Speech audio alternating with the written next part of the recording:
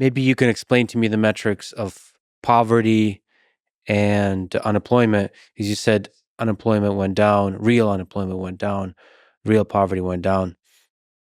But even that aside, what have been the most painful impacts of these radical reforms? And how many of them are required in the short term to have a big positive impact in the long term? Let's take it step by step, all right? That is, in fact, we started to do things right, therefore we did not create poverty. The poverty was an inherited poverty. The point is that what we did was to reveal it. I'll try to explain it with an example that I think clarifies what's happening in Argentina. Argentina was an economy that had a total price controls.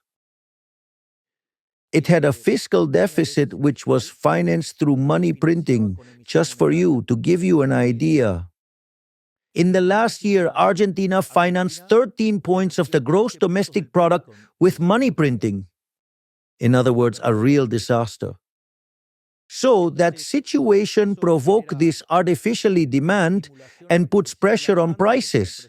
The issue is that price controls are applied additionally over the prices that they enter the price index with which inflation was, I'm not saying they were lying about it, it was distorted. And since Argentina measures poverty and indigence by income line, then what happens? That distorted the true levels of poverty, of course. But that's not the only effect. I mean, let's say the real poverty levels were higher, quite a bit higher than those shown by the previous government, which showed them at 41% and also did so on a 6-monthly basis. So if you, let's say, have a growing trend, they are actually leaving you a bomb and you don't see it. Because let's say basically the indicator was measured with a delayed form.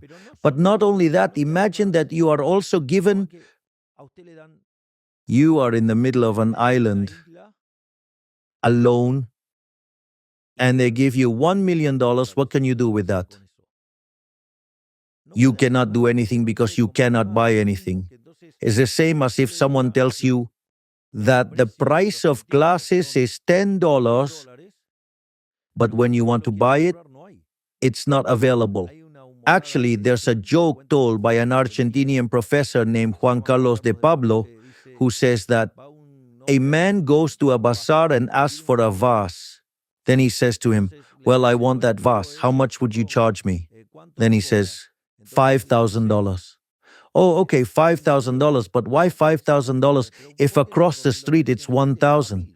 He says, well, go buy it across the street for 1,000. Ah, there's none for 1,000. Well, then here when there's more, it'll also cost 1,000.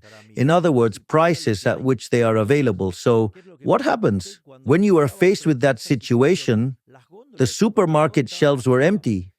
So what was the point of having a price at which you couldn't buy anything? You left those prices, the shelves were empty, so the statistics showed that you were much better. But the reality is you couldn't buy anything. You couldn't make it happen. So if you left the situation as it was, people were going to starve because they couldn't buy anything. Yes, they had a certain amount of money that could supposedly buy certain goods, but those goods were not available. What is the only thing you can do to save people? Make the prices transparent and allow products to reappear. Well, when you make the prices transparent, you also make transparent the cost of the basic food basket and the total basic basket, meaning the poverty line, the indigence line and the poverty line respectively. And when you do that, clearly you will see a jump in poverty. That brought poverty up to 57%. Now, Argentina found its activity floor in the month of April. From that moment, Argentina began to invent a cyclical recovery. Real wages have been growing every month above inflation. Therefore, nominal wages are beating inflation. In fact, we are already at levels similar to those we had in November. The same goes for pensions. Moreover, also let's say there is a rebound in activity due to the recovery of the stock cycle. Therefore, this is also contributing to more and better paid jobs. In fact, this is so strong and evident that the wages growing the most are in the informal sector. This means that poverty and extreme poverty are decreasing much faster than we imagined. But not only that, by eliminating inflation, you remove the inflationary tax, but the real burden is the fiscal deficit, which was 15 points of the GDP. Okay, we temporarily raised the country tax, now we lower it, but we return that to the Argentinians. We gave back 15 points of the GDP. Not only that, but also, when you eliminate inflation, you remove the distortion of relative prices, therefore the allocation of resources is much better. Not only that, but also with the strong fiscal adjustment we made, we have reduced the country risk from 3,000 basis points to 770. Today, Fitch raised Argentina's rating to CCC. So, what do I mean?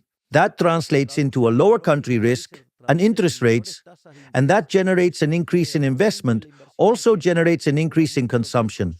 In other words, the Argentinian economy is currently in an absolutely flourishing moment. And how is that sustained in the long term? With structural reforms, which we implement daily, deregulating the economy and introducing new laws that free Argentinians from the many oppressive measures that have burdened it over the past 100 years.